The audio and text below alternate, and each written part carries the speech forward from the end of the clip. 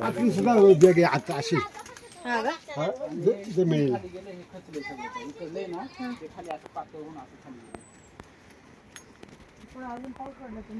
पाऊस म्हणजे सेंटरिंगच्या घराला गेल्या तर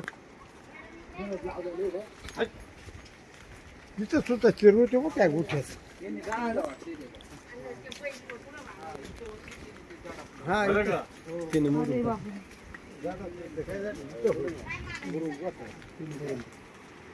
इथून खाली कसं झालं हे ना हे इथून सगळं तुटून खाली सरले. अच्छा हे हा हवाला आहे ना खाली समजायला लागेल. हे वाट होती नाही बंद झाले वावरामध्ये खाली जाऊन बसले काहीतरी 3-4 फूट खाली सरले ते.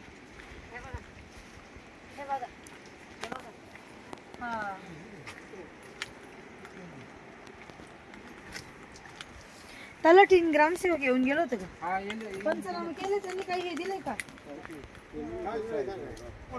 तुम्हाला इतका नाही येतात. हा का? म्हणजे हा बागाचा असा ते पण टाकल्या हे सगळ्या दडपले, मोठ्या मोठ्या गाडवत नाही का? हे सगळं जागा बॅग होती टाकून ना भरून ही. घेतली. ती होती ही. म्हणून भरून टाकल्या. त्यांच्या मला पायापासून पुढं जायचं पूर्ण. नाही ना. हे दडपलेत त्यांनी बरं का. सगळ्या दडपल्यात आख्या तिकून खाली सगळ्या दडपल्या ओपन म्हणजे पाण्याचं असं ओपन आता सगळं. तिकडे गेल्याची हे 3 कोळात त्या वरून लई पडलेत. पुढं बांधायची ते घालून टाकलं. म्हणून पट्टी अशी वाढल्या बॅगा पडल्या घालून टाकलं गाणं नव्हतं लागत. पण मग आता काय नाही काय होत आहे पंचनामा कोण आहे ग्राम शाळेमध्ये कशी आता पाहिल्यात आम्ही माणसाला बसायला जागा नाही त्यांचं ते काय म्हणते आता तुम्ही न्या राहा पण आमच्या सगळ्या जबाबदारी घ्या कागदपत्र काय असेल ते. आता समजा आम्ही शेताला जाणार कधी येणार कोणी आलं तर मग मिटिंगला बसलं म्हणजे मग ते साहित्य आमचा त्या ठिकाणी पडणार म्हणजे आम्ही कसं काय राहायचं. त्याच्यामुळं आम्ही काहीच म्हणलं नको बा आमचं काय असेल तर बघू पुढं जाऊ झोपायला करू खाऊन झोपायला. मग आता काय करायचं. हा ना व्याग पडले ना मोठे जग म्हणजे आता पडलं ह्या घरातून हेलं आता हा ना पण आम्ही सगळं हे करून धर हे आमच्या अख्ख्या बघा बघा हे आता चौथ्याला गेला हे अख्ख्या त्या तिकून आहे ना अख्खा हे वेगळं पडल्यात हे माझी चौकट गेली अख्ख्या आतून पण आहे आता हा ना आतून सगळे हे बघा बॅटरी नाही सुद्धा हे झालं बघ इथे मग सगळ्या व्यागा पडल्यात ना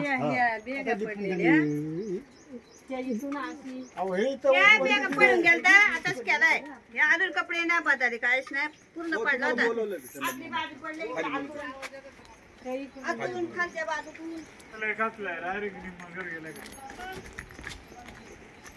भयानक पाऊस झाला.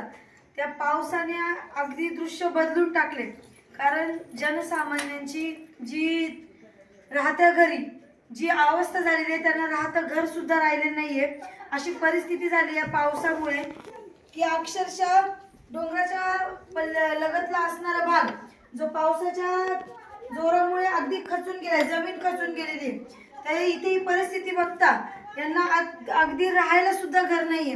ग्रामसेवक आणि तलाठी यांनी पंचनामे केलेत का? ग्रामसेवक तलाठी आला होता का? तलाठी नाही आलेला ग्रामसेवक पंचनामे करून नेलेत का?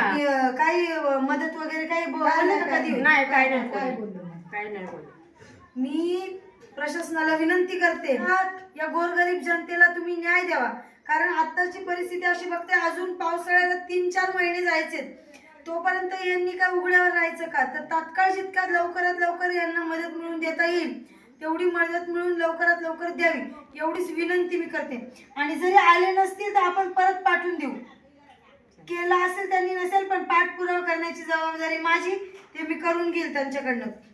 आता तुम्ही बघू शकता एवढी जमीन अशी बाजूला सरकून गेलेली आतमध्ये राहायला सुद्धा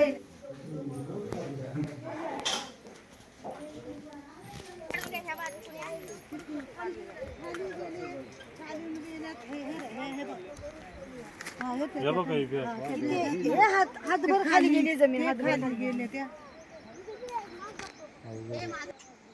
आता इथे आपण ही परिस्थिती बघतोय. ही म्हणजे सध्या परिस्थिती अशी आहे की हातभर जमीन म्हणजे भूस्खलन झालेलं आहे. हातभर जमिनी खाली गेलेले आहे आणि त्याच्यामुळे घरांना सुद्धा मोठमोठ्या भेगा पडलेल्या आहेत.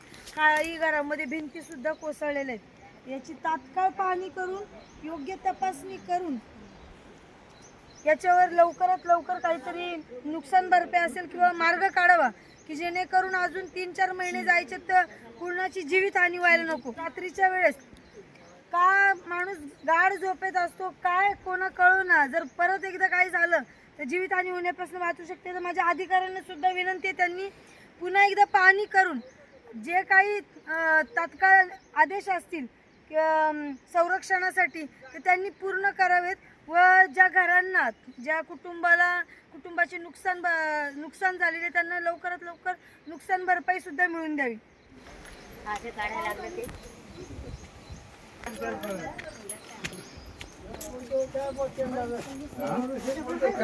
पावसामध्ये अजून 3 महिने गप्पी झाली सुटलाय ना काय वरती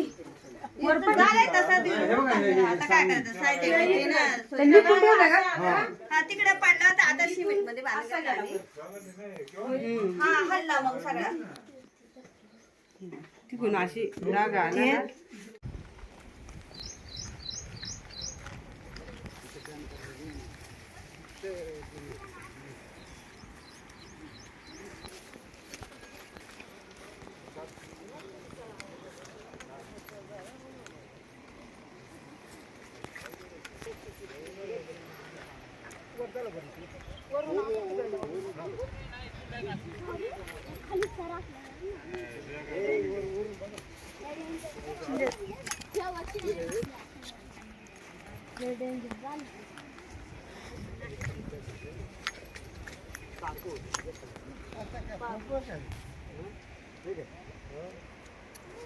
शेतात येऊच वाटत नाही काय अर्थ नाही.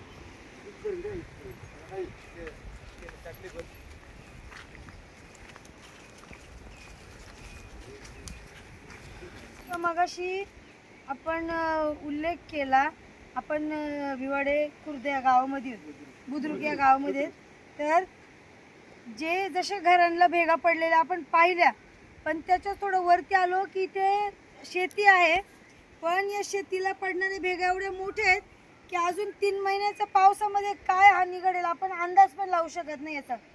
कारण पूर्ण शेतामध्ये पूर्ण बांध वेगवेगळे करून एका शेताचे 2 भाग करत एवढी मोठी चीर पडलेली आहे की उद्या हा जर सगळा भाग ढासळला तर किती नुकसान होईल. नुकसान वेगळंच पण जीवितहानी काय होईल याचा आपण अंदाज नाही लावू शकत आहे. तात्काळ शासनाने इथे येऊन ही तपासणी करावी कारण शेतकऱ्यांचं नुकसान तर याच्यावर झालेलंच आहे. कारण एवढ्या वर्षभराचं पीक शेतकरी या मातीतून घेत असतो पण जर त्यांना याच्यातून उत्पन्न मिळणारच नसेल पण त्यांच्या जीवालाही धोका आहे. ही बाब लक्षात घेऊन आपण कुठेतरी प्रशासनाने ही दखल घ्यावी आणि तात्काळ नियोजन लावून इथे अधिकारी पाठवावेत. एक खंत वाटते की एवढे 10-15 दिवस होऊन पण काही मोबदला नाही पण इथे कुणी अधिकारी सुद्धा पाहणीसाठी आलेले नाहीत. माझी सक्त ताकीद आहे की या शेतकरी बांधवांना जोपर्यंत न्याय मिळत नाही तोपर्यंत आम्ही काही शांत बसणार नाही. तुम्ही लवकरात लवकर काहीतरी निर्णय घ्या आणि इथे झालेलं नुकसान याची तपासणी करून भरपाई द्या हवं तर काही द्या पण एकदा येऊन इथे बघा की सत्य परिस्थिती काय आहे. उद्या मोठी दुर्घटना घडायच्या आत आपण काळजी घेतलेली कधी चांगली. आता शेतात येऊ नाही येऊशी वाटत नाही काय म्हणलं शिवाय खाली डॅम जवळच आहे ना डॅम. आता एवढा जर भाग ढासळला तर सरळ डॅम मध्ये जाईल. इथून एवढी मोठी इथून जवळजवळ बऱ्याच अंतरावरती घर तरी त्या घरांना सुद्धा चीर गेलेली आहे. ती जर माती ढासळली त्याच्यावर घरं वगैरे ती सगळी डॅम मध्ये मिसळले जातील. आता फुलाचं पीक करायचं होतं, काय फुलं राहायचं, काय करायचं पिकाचं नाही का बरं. येऊशी वाटत जायचं बरं द्या ते डोंगराच्या कोपऱ्यावरून खालपर्यंत डायरेक्ट बॅग हा डॅम पर्यंत वरून आले डायरेक्ट शेवटपासून इथून आले या उंबरापासून असे खाली आले. माझी प्रशासनाला विनंती आहे, लवकरात लवकर याच्यावर कार्यवाही करावी, लवकरात लवकर येऊन तपासणी करावी आणि योग्य तो न्याय या शेतकऱ्यांना मिळून द्यावा एवढीच आम्ही विनंती करतो. ते काय एवढं मोठं नाही होईल. आता तुमची आहे याची.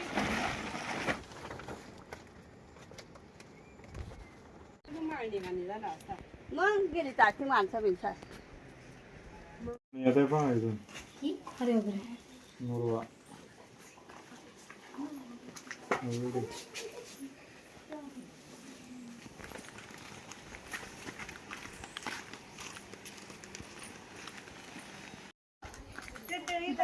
झाल्यामुळे ते तिकडं राहणार ते पाडला.